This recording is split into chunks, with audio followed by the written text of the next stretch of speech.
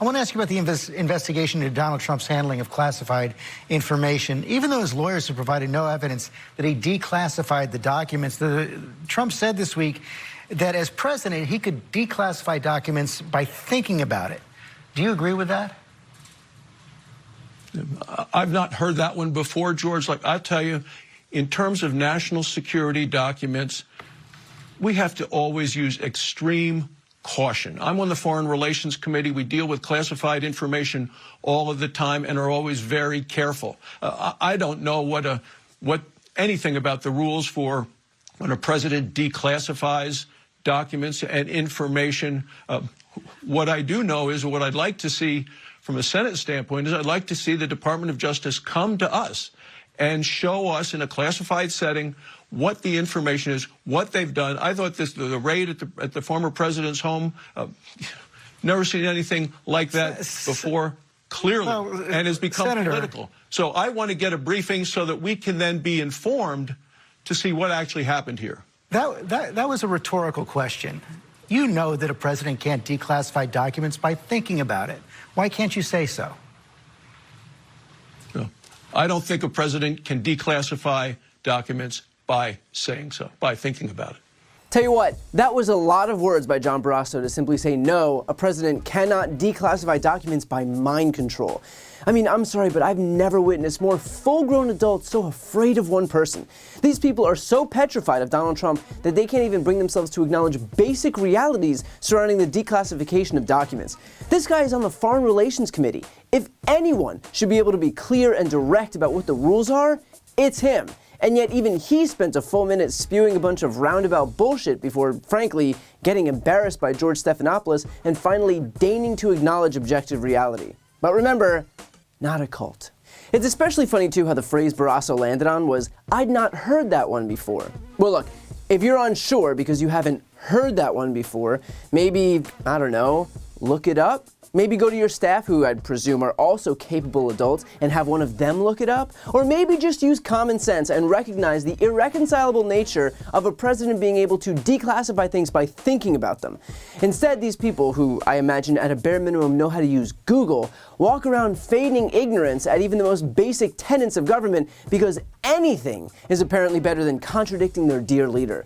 If you're a Republican voter in Wyoming and you're wondering what your $174,000 a year in taxes go to, it's so that John Barrasso can pretend that he doesn't know anything because he doesn't want to upset Donald Trump by acknowledging reality. Barrasso goes on to make this suggestion. What I do know is what I'd like to see from a Senate standpoint is I'd like to see the Department of Justice come to us and show us in a classified setting what the information is, what they've done. I thought the raid at the former president's home. So apparently the DOJ isn't allowed to conduct investigations into criminals now without first consulting with the allies of that criminal, without first getting permission to proceed from that criminal's colleagues.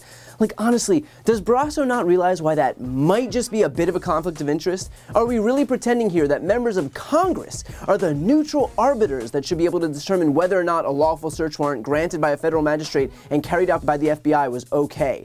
We literally have a justice system in place for exactly this. We have judicial processes that are followed and that were followed in this specific instance. The only thing that involving Congress would do is actually undermine that process by infusing it with partisanship. It is the polar opposite of what we should be doing. Consider, too, Barrasso explains that he's on the Foreign Relations Committee. There is exactly one Republican on foreign relations who voted to convict Trump when he was impeached for inciting the insurrection on January 6th. These people are wholly owned by Donald Trump. They didn't even have the spine to hold him accountable for putting their own lives in danger on January 6th. So the notion that those people would even be capable of offering any semblance of neutrality is a joke. Barrasso even parrots the same tired talking point that he's, quote, never seen anything like the, quote, raid on Trump's home. Yeah, I wonder why he hasn't seen anything like that. Could it be that Joe Biden's DOJ, led by the hyper-partisan Merrick Garland, is just so egregiously corrupt, or that Donald Trump maybe committed a crime by stealing classified documents from the White House and refusing to return them even when served with a subpoena? These people love to pretend that taking action to hold Trump accountable is the shocking part, and not the fact that Trump committed those crimes. Now, I've mentioned this in other videos, but it's worth repeating just for posterity here, since apparently one of the senior-most members of the Republican caucus doesn't know the rules regarding declassification. Here they are. While the president does have declassification authority, there are still processes that have to be followed to actually do it. And no, it's not just waving your hands over the documents, and it's certainly not by thinking it. For example, there are regulations under the most recent executive order issued by Obama in 2009 regarding statutory commands that requires consultation with the agency that originally classified that information before anyone can actually try to declassify it. Trump would have also been outright restricted from declassifying documents containing information relating to nuclear weapons and intelligence agents. And lo and behold, there just so happen to be materials identified as human source information picked up by the DOJ at Mar-a-Lago. And most importantly, the 2009 executive order also made one more point, that no official leaving government service may remove classified information from the government's control or direct that information be declassified in order to remove it from agency control. Meaning that because these documents were still classified and Trump took them, he broke the law. And even if he did declassify them, which he didn't, but just humor me for a second, declassifying them just so that he could retroactively justify his theft is still illegal. In other words, any way you cut it, the guy broke the law, and no desperate attempts to claim mental declassification are going to change that. But hands down, the best part of this interview is just how disgusted Stephanopoulos is after this rambling diatribe by Barrasso. Never seen anything like that before, clearly, and has become political. So I want to get a briefing so that we can then be informed to see what actually happened here. That was a rhetorical question.